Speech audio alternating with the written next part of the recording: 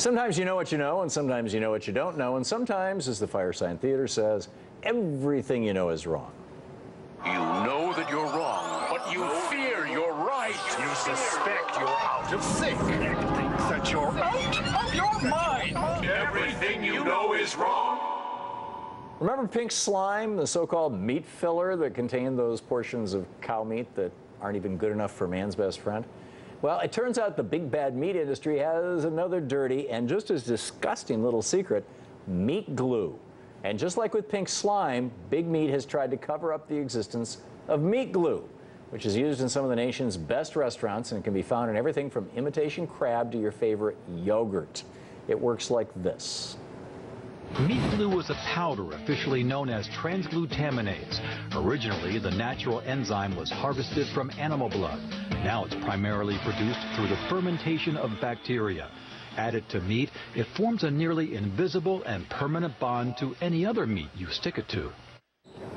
The public has thankfully caught on to meat glue, and voters in California have even introduced a ballot measure that would require the mandatory labeling of all genetically modified ingredients in processed food. This, of course, isn't genetically modified, but it has to do with people knowing what's in their product, in their food products.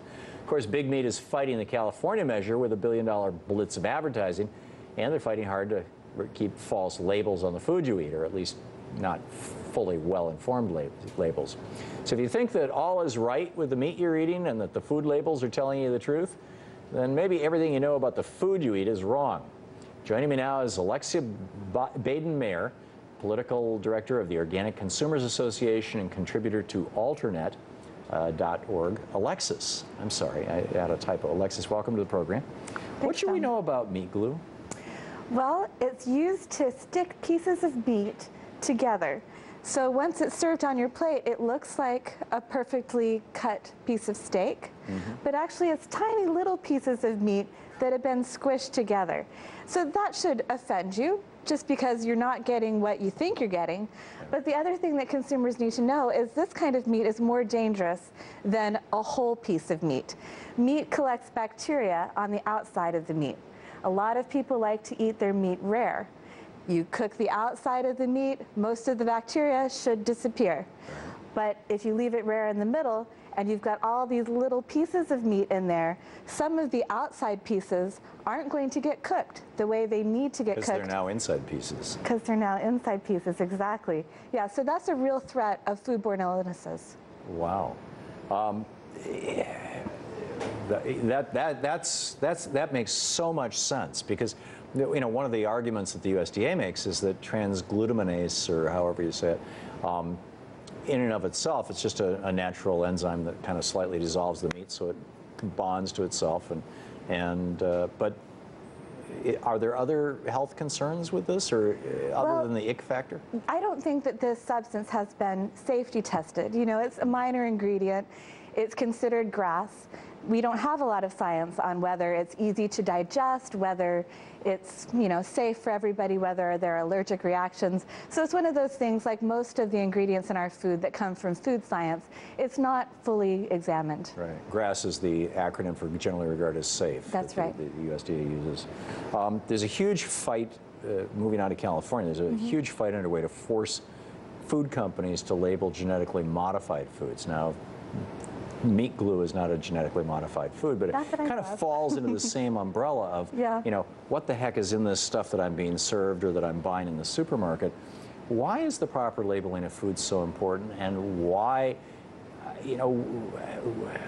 or how rather, is there, how do they think they're going to whip up public opinion to say, no, don't tell me what's in my food? Right. Well, 9 out of 10 people want to know what's in their food, especially on the issue of genetically engineered organisms, because they're not really very well vetted. They haven't been in our food for very long, and we don't know fully what the health impacts are.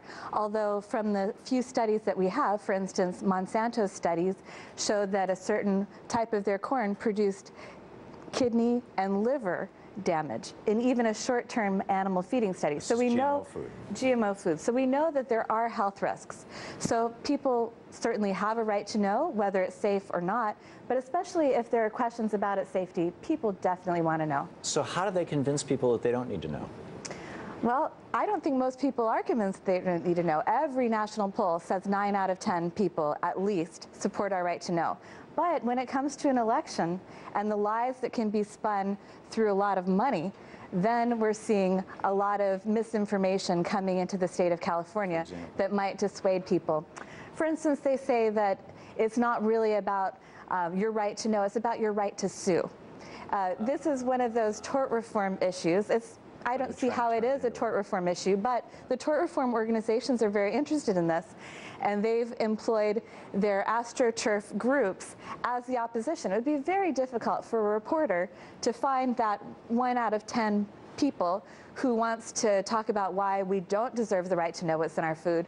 But the AstroTurf lobby, coming from these large national tort reform organizations and the Chamber of Commerce, they can certainly put a spokesperson out there to talk about why corporations shouldn't have to tell you what's in your food. It's absolutely amazing.